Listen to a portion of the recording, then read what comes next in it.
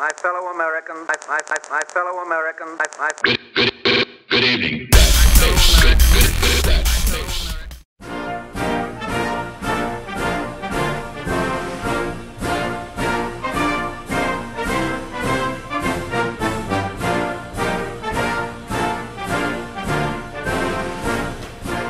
Come have a seat, Jimmy. As you know, it's family tradition to tell a few stories on President's Day Eve. That's Boresville. The presidents are so lame. You know what happens to bad children on President's Day, Jimmy? Lee Harvey Oswald comes and gets them in their sleep. That's a conspiracy theory for kids. I stopped believing in Lee Harvey Oswald years ago. Well, what better plans could you possibly have this evening? Well, I was gonna be at the Susan B. Anthony dance, but nobody was voted for me. A dance, eh? You know, in my day, only white male landowners could elect girls to a dance.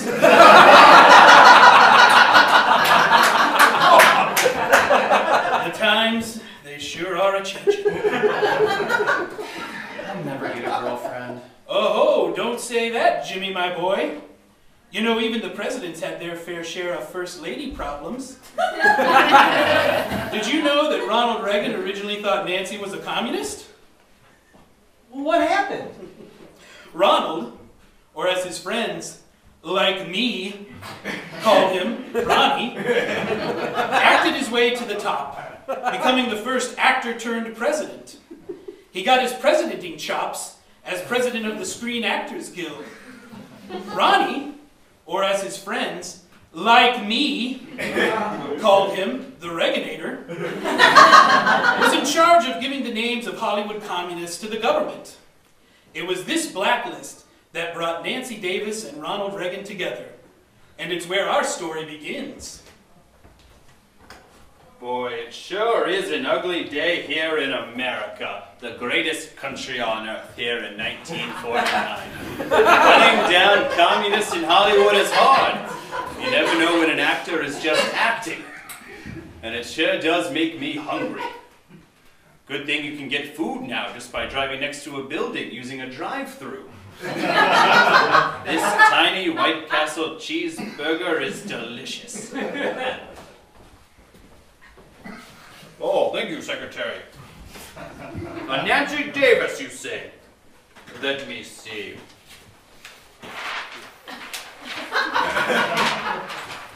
Gasp! Recently added to the Hollywood blacklist? Gasp! Leader of the Hollywood Communist Party? Gasp! Two-time Garden of the Year runner-up? Let's see what this ugly, ugly communist wants. Whoa, whoa, whoa, whoa. Water? Yes, I'd love some. Yes, of course. You are gorgeous. I mean a communist. You are a communist. What can I do for you, Miss Davis? Or should I say, Davis?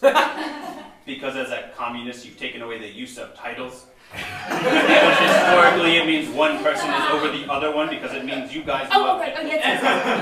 Actually, that is why I'm here. Well, I can't do anything about your people's lack of respect for titles. You threw that out the window when you threw capitalism to the wayside. No. See, I think you have me mistaken for someone else. I'm not a communist. Are you trying to tell me you're not a commie bastard? Yes. That's what everyone on this list says. But it's true. There's a different Nancy Davis. How do I know if you're not just acting? We are in Hollywood, after all. Well, why don't you test me? Okay, let's see. When do Americans celebrate the 4th of July? July 4th? Damn, you're good. Those commies must have trained you well. My only training was my good American public school education. There's another Nancy Davis. Why don't you just look it up? It's in IMDb or something. But you've been connected with so many other Reds. Yes, I am a Red. A red-blooded American. Please just look it up. All right, let's see. Oh my gosh. Here it is, right here in the big book of IMDb. Two Nancy Davises. I knew you were too pretty to be a commie bastard. You're too handsome to be single. Oh, thank you, Secretary. Another Nancy Davis. Hello, I'm Nancy Davis. I'm sorry to just barge in with like this. What is she doing here? She's a communist. I'm not a communist, you are! Oh, but how could I be a communist when I'm so pretty? You sure do have a good point, other Nancy. How do I know who the real communist is?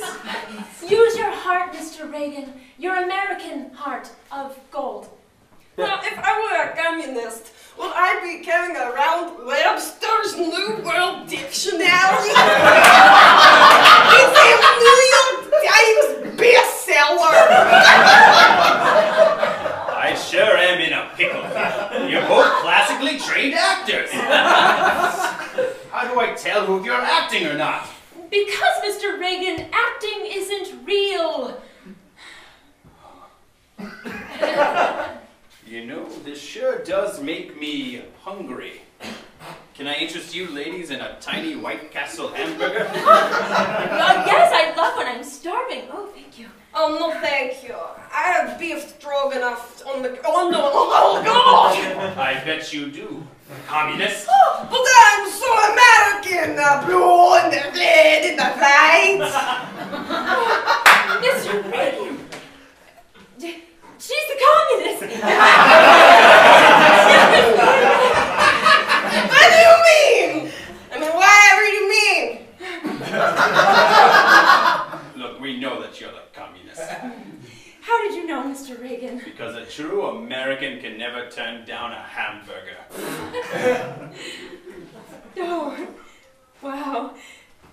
Yes, that makes you the communist. You all burn in hell, you American pigs! Hey, other Nancy, eat one.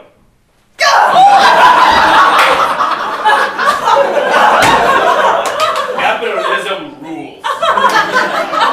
Oh, Ron, do you believe in love at first sight? Well, I don't know. I mean, it depends on the two people and if the situation's right for them. Oh, brother, get the The Reaganator and Nancy jumped in his Chevy and went to Vegas to get married.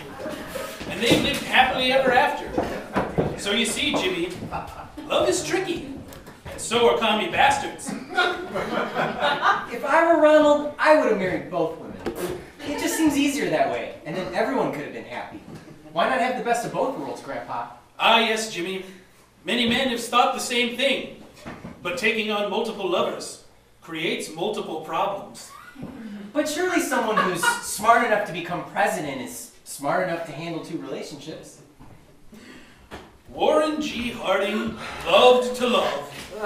He loved so much, so deeply, so passionately, that his love required two women. First, there is his wife, Florence DeWolf. She is smart, no nonsense, all business, and the daughter to Harding's arch nemesis. Warren G. Is that the Austrian peace treaty I see there? Now, you know the rules, honey. Of course, dear. No work before breakfast. You know what? What? Let me make it up to you. I'll pull a couple strings, I'll get us our favorite table at the Black Rooster Club. You can meet me there at 8 p.m., huh? Oh. Whoever said being president of the entire free world doesn't have its perks? Okay. You spoil me. Now, I would love a date night, but I have to go speak at the Trolley Union Station, okay? So I will see you at the Black Rooster Club, 8 p.m. Love you.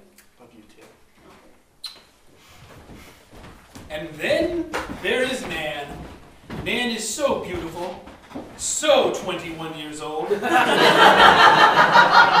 so pregnant with Warren G. Harding's soon-to-be daughter. What a most glorious Saturday! The birds are singing, the butterflies are chirping. Warren G, I love you. Oh, and I love you, Nan. Now, please, enjoy a nice glass of wine under the hot DC sun. Wine never hurt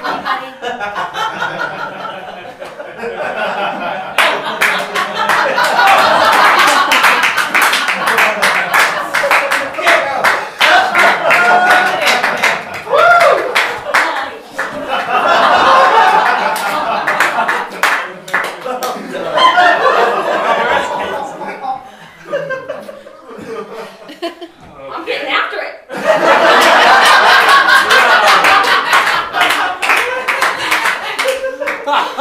I haven't seen my Secret Service. Oh, here I am, sorry! Oh, funny you should say, there's an urgent issue in Europe that needs your attention. You are needed in the Situation Room immediately. Hey, Warren G, you know the rules. Of course, dear. No working while we're on our picnic. Now, Eric, you know the rules. Yeah, we're in the Secret Service, all right? We serve to keep your secrets. Wink. What could possibly be going on in Europe that's more important than the little time that we have together, Warren? 100 out of 100 scholars agree. Warren G. Harding is the worst president in American history. It's absolutely nothing. Warren G, Yes, Nan? let's go on a date tonight, like a real date, with like baked chicken and waiters and maybe even waitresses. Oh, Nan, you know that isn't possible. But what if it were? Besides, I have a date with my wife tonight. Your wife? We can't go on one picnic without your wife being brought up. It's ridiculous. What do you want me to do, Nan? You're not my wife. If you were my wife, I'd say meet me at the Black Rooster Club tonight, 8 p.m. Is that what you want me to say, Nan? Meet me at the Black Rooster Club tonight, 8 p.m.? That's exactly what I want you to say. I'll see you tonight. Peace. Oh, no. What have I done? I'm in more hot water than when the Teapot Dome scandal went down last winter.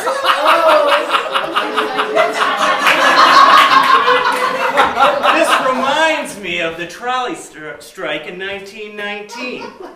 With a few slight tweaks, I think the same exact strategy might just work. But Warren G, how are you going to be at two different tables at the same restaurant at the same time?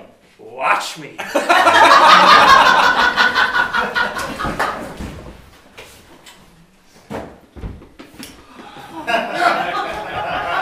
Hi, Warren, dear. Oh, I have had just the day. I feel like I've flown halfway around the world, and now I finally just get to spend some time with you. You know, while you were doing all that, I forgot to pee. What? I'm gonna go run to the bathroom. I'll be right back. Oh, God, Warren, you don't have to tell me about it. Just go.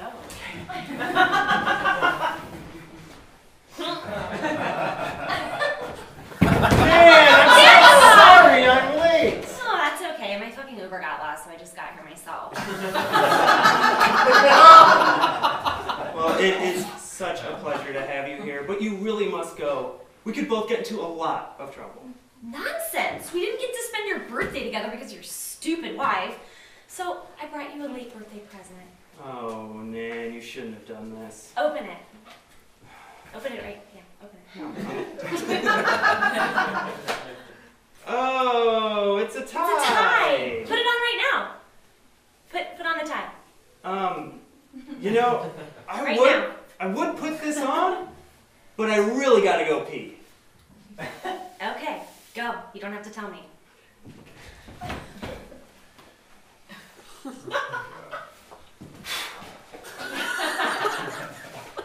Eating.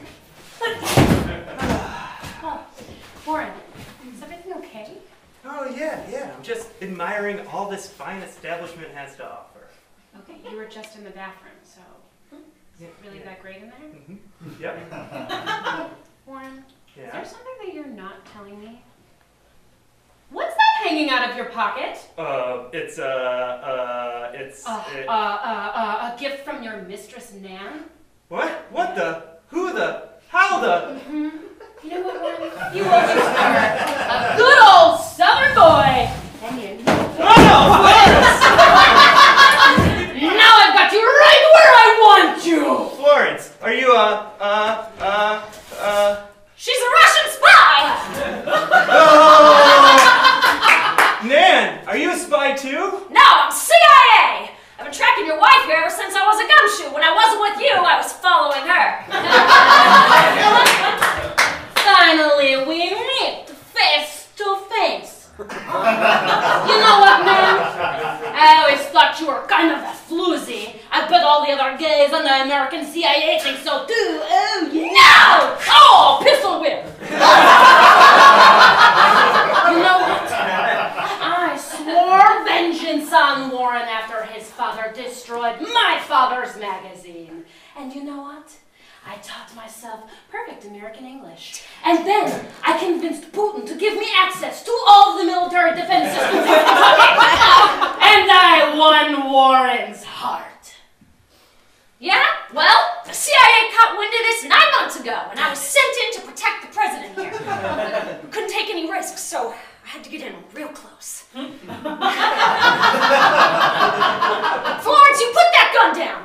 I've got a van outside with special operatives ready to take you down! Or you can walk out of here safely and quietly in handcuffs. What do you say? You'll never take me alive!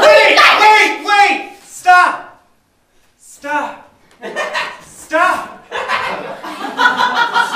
Does this mean that neither of you actually love me?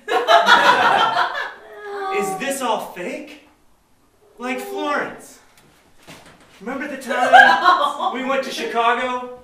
We went to the World's Fair and rode the Ferris wheel? We ate the Garrett's popcorn, yes. Yeah. I never giggled so hard in all my life. Jesus. I love your giggles. And then, do you remember that time we drank Bub in the club till 2 a.m.? Are those moments not real? No. Oh, my heart! Oh, I'm having a heart attack! Oh, God, I'm dying! Gross. Florence, make sure the boys don't find my porn. Oh, Nan, delete my last tweet. It was a lame fart joke.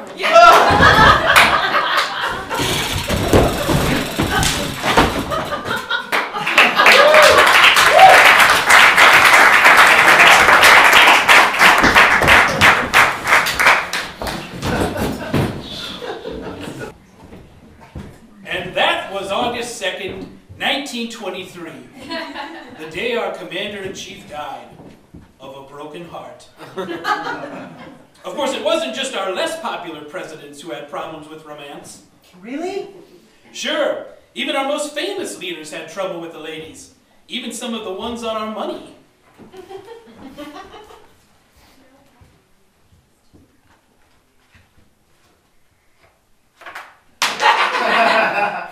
Abraham Lincoln. Just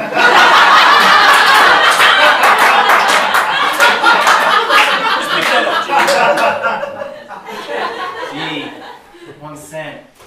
Thanks, Grandpa. Don't spend it all on candy. Now, where were we? Ah, yes, Springfield, Illinois. The year was 1842. Lincoln and Mary Todd had just gotten back together after Abe got depressed and broke off their brief engagement. The mood was tense. Look, I just want to say I'm sorry. Nope. I'm done hearing apologies, Abe. I'm just guilty about the whole thing, you know? Just stop, all right? It's fine. Everything's fine. I had so much going on. I needed to sort some things out. Just find myself, you know? Oh, Christ, not this bullshit again, Abe! Luckily, they found something to bond over. Oh shit, look what this idiot on the internet just said. Trolling. You see, a man named James Shields became the new state auditor for Illinois. Shields made it illegal for anybody to pay off their debt in paper money because he didn't believe in it or something. Only gold is money. Or Bitcoin. But nobody in the state had gold. Shields' policy was a disaster. And Lincoln and Mary Todd mocked him by writing fake letters to the editor under his name. It got pretty personal and weirdly specific. Okay. Illinois state debt debt is now payable in videos of bare feet crushing small animals because that's like the only thing I'm into these days. At the real James Shields, this is the real James Shields, official state auditor of the great state of Illinois. Please delete your tweet. At Illinois State Auditor James Shields. No, I'm the real James Shields. How else would I know that James Shields pissed the bed until he was 27? Unfortunately, Shields took the letters a little too personally, figured out where they were coming from, and challenged Lincoln to a duel. At Abe Lincoln Continental, I know it was you. Fight me, IRL. Oh, I've done it now. This is fun. Yeah. We should hang out.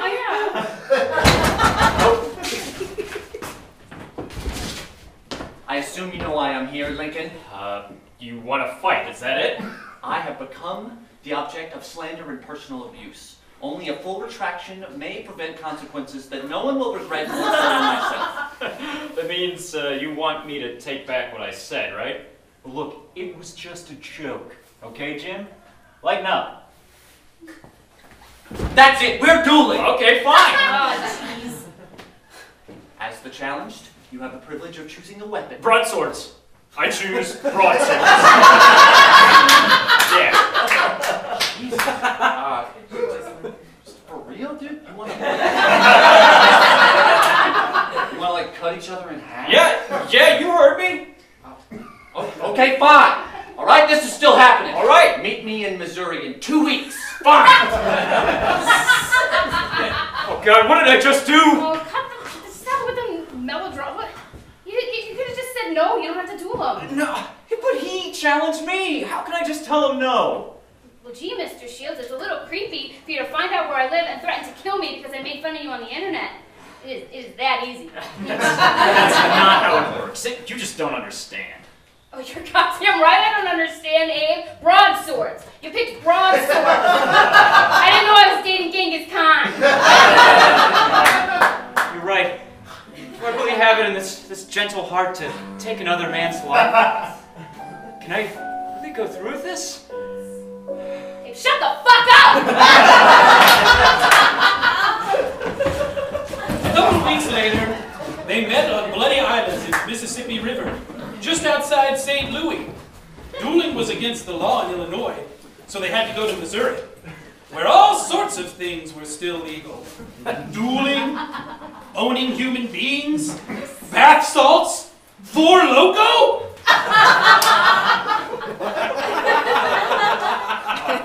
Hey, wait a minute, I asked for broadswords. Are you sure these are regulation? Sir, dueling may be legal in Missouri, but we still have our standards. You'll murder each other with Bowie knives like civilized men.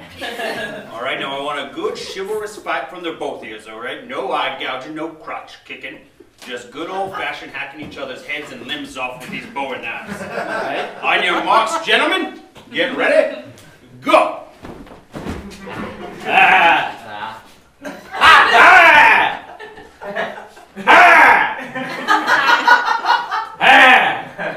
So are you two gonna go at it? Oh yeah, we're going at it. All right, this is happening hard. This is gonna be a bloodbath. Yeah, let's see it.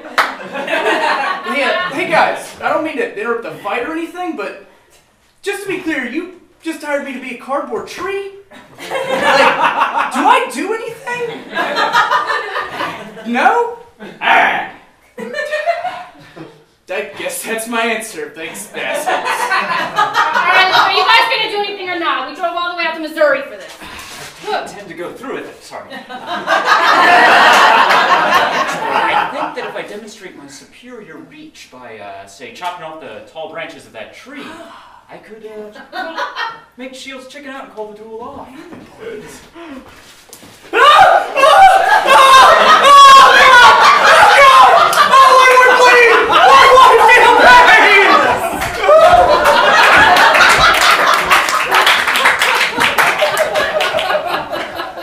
Jim, was that intimidating you? Not at all. Duel's still on. Alright, you hear that, Abe? The duel's still on. No. Did I truly murder a man in cold blood?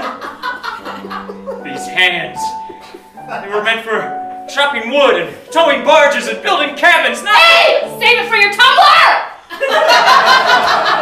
Alright, now you agreed to do this duel, alright? You agreed you're gonna do it. Yeah, but I was— Oh, no more of that, okay? This is just like when we were engaged. You went all in, and then you got all weird and mopey and sad, and you started talking. I don't know who or what you're talking to, but it's super weird. Alright? You committed to something, alright? So nut up and do it for once in your life. Just commit to what you said you were gonna do. You know what, Mary, you're right. You're just what I needed, and you know what, I'm sorry for everything that I put you through, and... Oh, Abe. But we'll talk later. Yeah. Right now, I gotta go fuck this guy up. Alas, Abraham Lincoln, it is you who shall be getting fucked up! Oh, Christ, this guy... Jim, did you invite John Wilkes Booth to our duel? No, he's not with me. Oh, Abraham Lincoln, the great American Nero, frolicking and folly while the nation burns! Yeah, do you have like a whole speech here prepared? Because I'm in the middle of something. Six Semper Tyrannis! Jesus Christ! Oh, Hey, come on, there! Let's do it!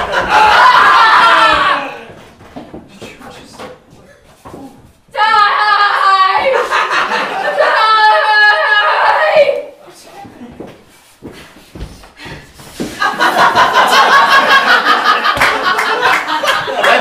Six Semper douchebaggins! You win, alright? You guys, wait. Right? Alright, well, we have our champions, Mr. Abraham Lincoln and Mary Todd. Actually, you know what? Let's make that Mrs. Mary Lincoln. You mean it, Abe? I do. Oh, I love you, Mary. I love you too, and I have a feeling nothing bad is ever going to happen to us ever again, ever. And nothing bad ever happened to them again. I don't know, Grandpa, that doesn't sound right. No, they lived happily ever after.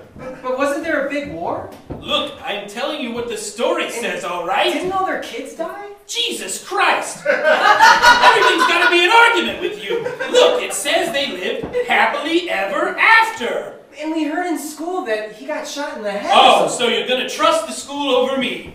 Over your own flesh and blood? Tell you what, you like what the school says so damn much, why don't you just go live there? Who pays the bills in this house? Mom does. Well, all right, well, regardless, if you'd listen, there's supposed to be a moral at the end of these things. You could learn something. Let me see. It says, learn to stand up for yourself. That's nice, isn't it? Oh, now you're crying. Great. Look, stop crying for a second, and I'll tell you another story. Maybe another one with a duel? You'd like that, right? Another one?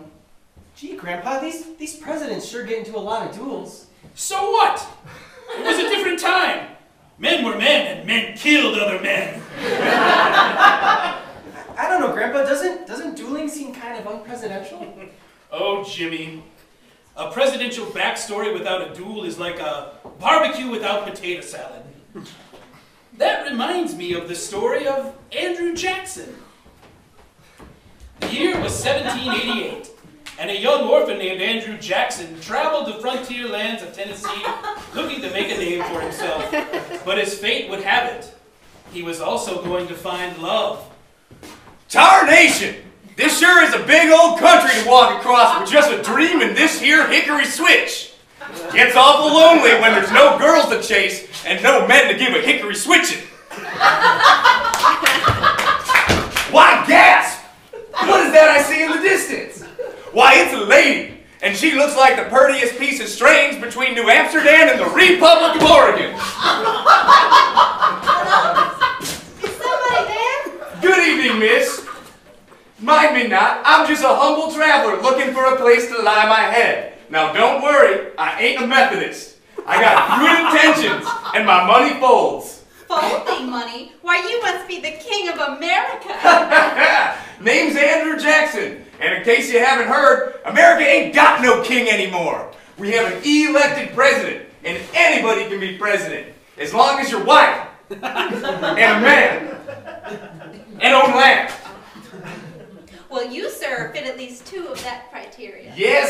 I'm out looking for my third. Say, has anyone ever told you that you're the prettiest piece of strange between New Amsterdam and the Republic of Oregon? Not by someone as handsome as you, Andrew Jackson. Please, call me Old Hickory. Rachel! Rachel!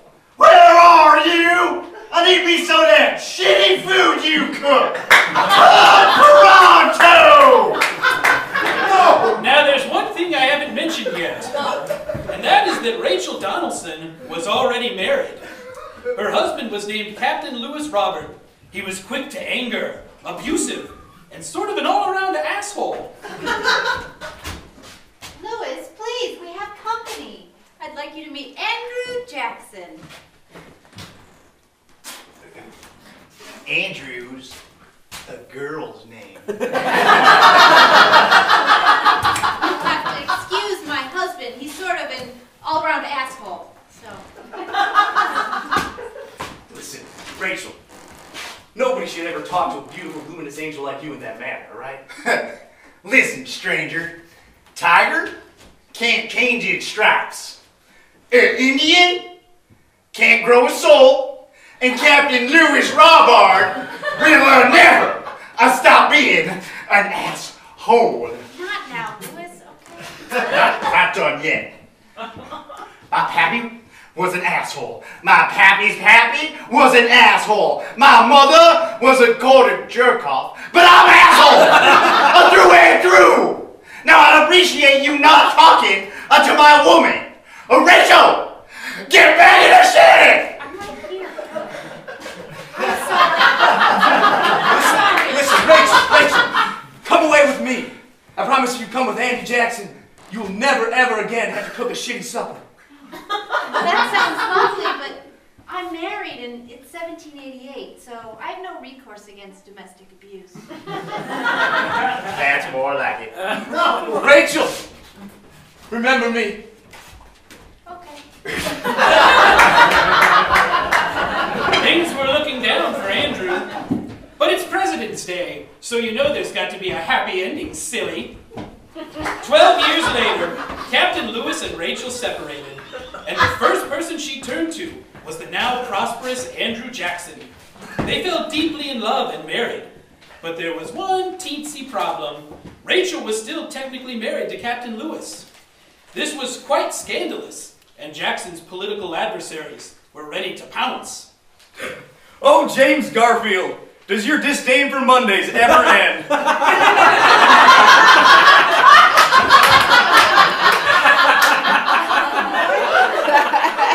French territory toast. What did a man do to deserve to be this happy? I swear there is nothing, and I mean nothing, that could bring me down right now. Ah! What is it, honey? Are the slaves we own revolting? No, they are not. But the newspaper is once again printing vicious lies about our marriage. But I only married you after my asshole first husband filed for divorce. I know, honey. It's just that seeing your good name dragged through the muck, just for my political career, well, it just makes me feel like a real jerk. Well, this constant badgering is taking its toll. I'm in poor health, Andrew. I feel like my womb is floating around in my body, and it feels like I'm crazy. Yeah. That's good science. That's what wombs do. Is there a way we can make them stop this? Listen, sometimes I just think maybe I should just give up this dream and just go back to living the simple life of a plantation owner. I mean, we do own many, many slaves. That is not the old Hickory I know. Don't worry about the slaves. They'll be here when you get back. They will be. Instead, worry about that unfathomable, unthinkable asshole Charles Dickinson who's dragged your wife through the mud like a piece of dirt. Charles Dickinson was a local attorney who had a long-running dispute with Andrew Jackson. He is not the author of A Christmas Carol.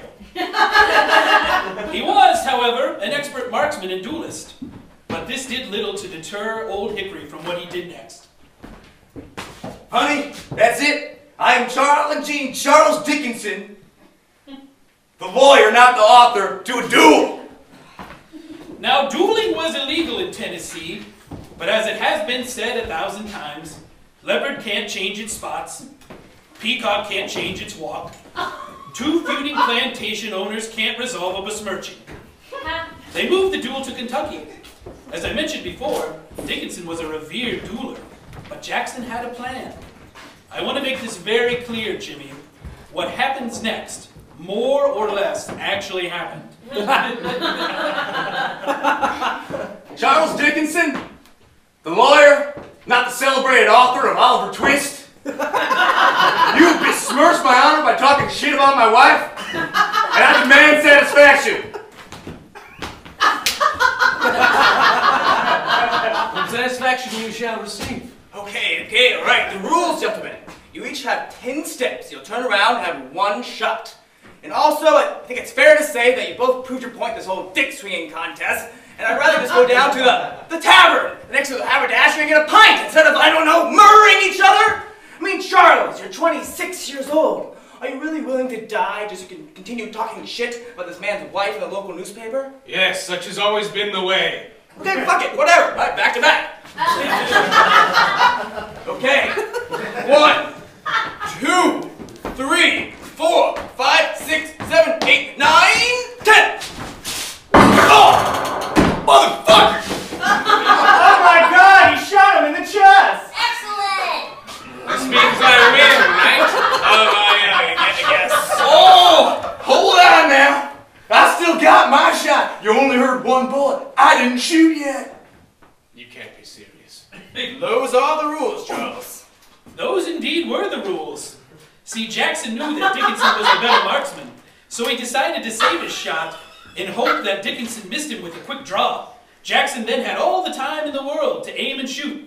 Some people found this tactic dishonorable. Probably because it was.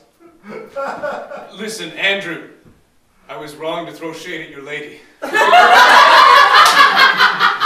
that's all good and well, but I'm still gonna shoot. Judge, are you seriously just gonna stand there and watch while this asshole cold cocks me? Oh, now you want to listen to the judge, why do you? Hey, Charles. Ice to meet you.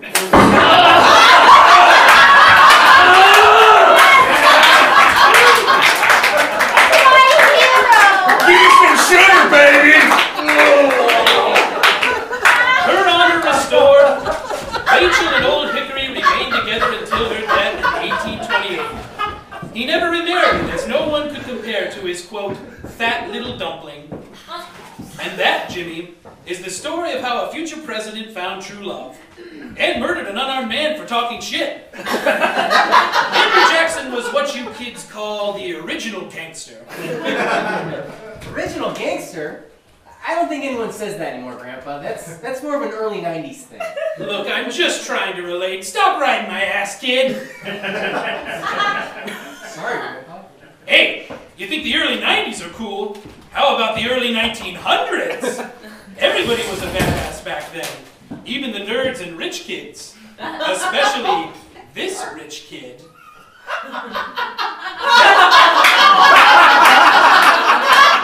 Franklin Delano Roosevelt grew up surrounded by wealth and privilege, always being told he'd never want for anything. But you can't always get what you want. Now, in the year 1904, a young FDR is dealing with a new affliction that left part of him crippled forever. My broken heart!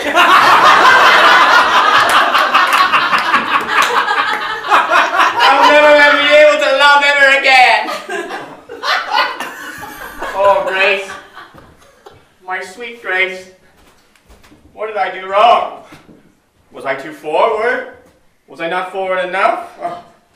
Are you scared, Gracie? Don't be scared. The only thing we have to fear is being apart. Oh, Grace. What other man could love you as much as I did? You been outside today yet, Frankie? Oh, Daisy, yeah, of course. I went for a ride. Beautiful day. Great day. Yeah. It's raining. Oh, of course it is. The universe is against me. Oh, please. I want to die right now. I wish some fatal disease would strike me down. Frankie. you have to get over Grace. No. Oh. We're meant to be together.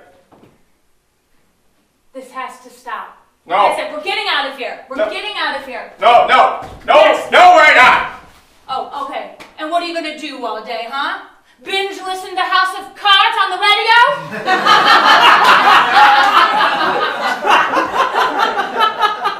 I find it inspiring. Listen, she's my cousin, okay? So I miss her so much. That's it. That's it. Oh! Get up, get dressed, stand up for yourself. No, it's time to put 2 feet forward. Where are we going? Hyde Park and on Hudson to the Roosevelt estate. It's not raining there. Oh, the Roosevelt. Why would I not go visit my stupid family? There's croquet. Fine. Good, now get your glasses. We should all be lucky to have a friend as good as Daisy. As they drove down the Hudson, they laughed like old friends and swapped old stories. And FDR forgot all about his broken heart. Until, that is, the competition heated up. Ha ha ha! Alright, let's go! Who's ready to get a wallet? Hey, Daisy! Did I get your fine ass handed to you again? Wait, who's this chump? Franklin Delano Roosevelt. And who's this chum? Well, to you, I'm Chadwick Gatlin Roosevelt. But you can call me Chad, Daisy Cakes. Ah. So we're cousins, huh? Why don't you put my uncle's money where your mouth is, huh? And, care for a friendly match, or are you just whacking moles with that mallet? You're on, Delano. We'll play doubles. Let me get my partner. Oh, another bore, huh? How many cousins have I yet to meet? Yo, Gracie! Coming, love. Gracie?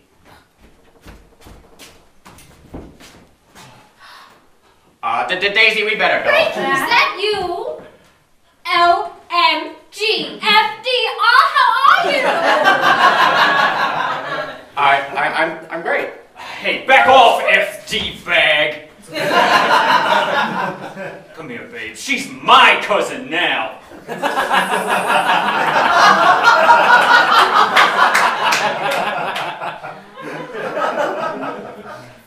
You know what? Let's duel.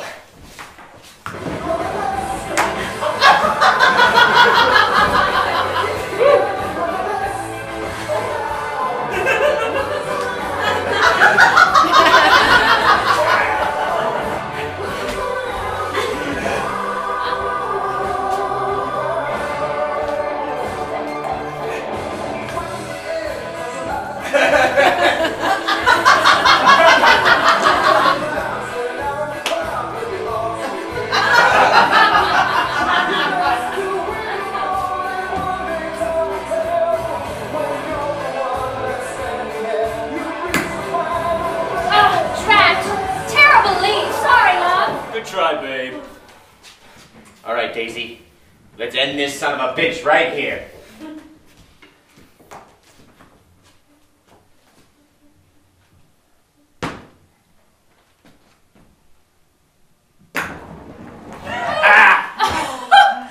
Oops!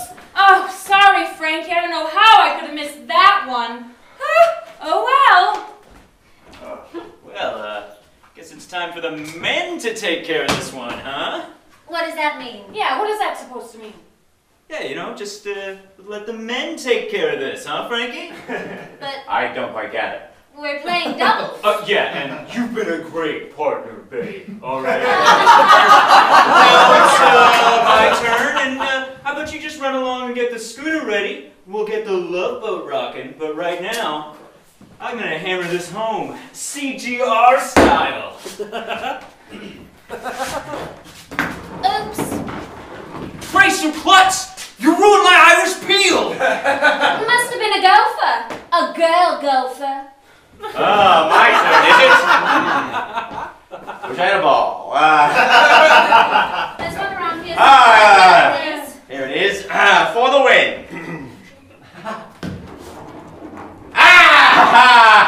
Next game we win. This isn't fair. You cheated! Fair and square, old sport. Fantastic game, Grace. Thanks, Frankie. Fair and square, fair and square. Grace, want to go get for a brandy and cigar? And how? Hey, wait! Gracie, wait! What about the love boat? I'll go drown in the river. Wait! She's just walking off on her own autonomy. This is all your fault. My fault? She's your cousin too, remember?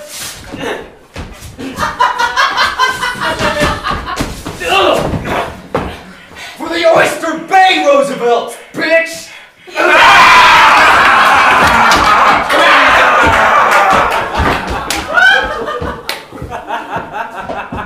Young FDR may have lost his legs that day, but he gained back a part of his pride. And what about Grace? Who? Oh, she's just some girl. But that's not quite the end of our tale.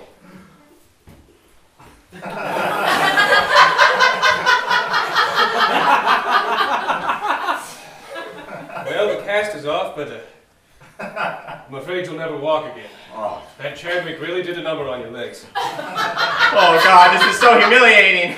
No, it's not so bad. Just throw a blanket over your legs and tell everyone you have polio. I mean, that's all the rage these days. All right. Thank you, Dr. Roosevelt. No problem, cuz.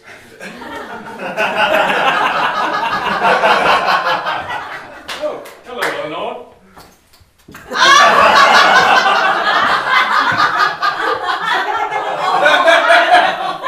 Uncle Teddy said I should bring you some soup.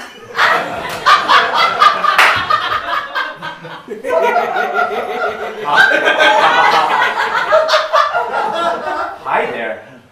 Hi.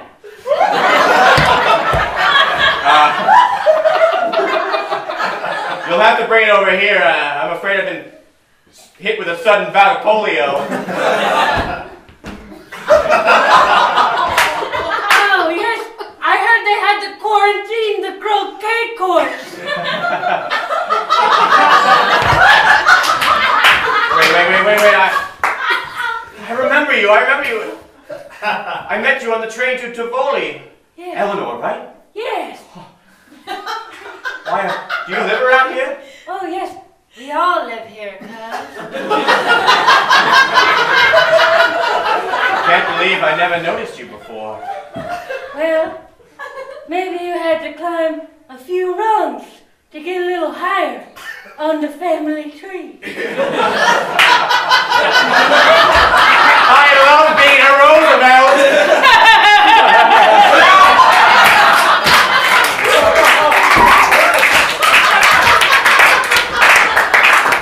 So you see, Jimmy, President's Day isn't boring after all. There's lessons to be had from all these stories. Yeah, fighting gets you what you want. No, I mean... Violence solves everything. Of course, that's the American way. But didn't you learn something about love? Or about our presidents? Nope. Didn't you learn that you can accomplish anything you set your mind to? Or love whomever you set your heart to? Nope. Oh.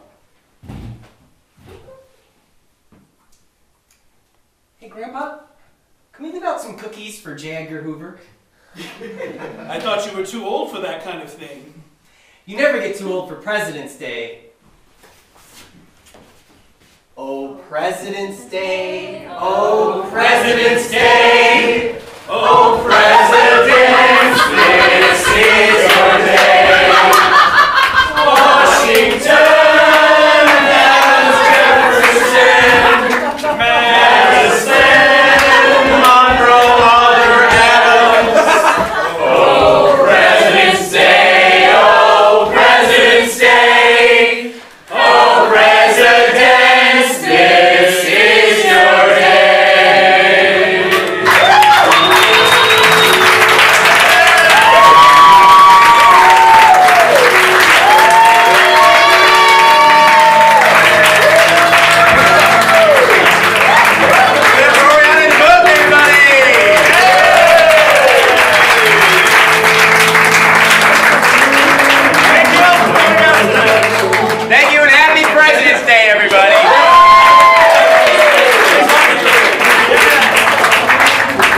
Tschüss.